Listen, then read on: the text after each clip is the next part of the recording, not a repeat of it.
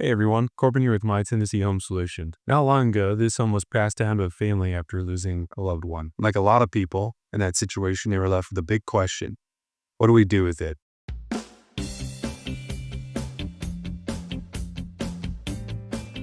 Now, this is obviously in the middle of renovation and construction right now. And it really went back and forth. Do we put the time and the money into fixing it up? Or is it better to take a fair cash offer and move on without all the stress that comes from a full renovation like this? We're a long ways in the process. This was not near, looking like this when we first started.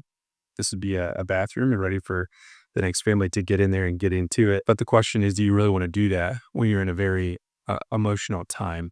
So we sat down and talked through their options. There was no pressure, and we wanted to choose an option that made the most sense for them. And now this house is getting a second life. It's going to be a place where a new family makes memories of their own, while the previous family was able to move forward without all the added stress. You've inherited a property and you're stuck trying to figure out what's next. You're not alone.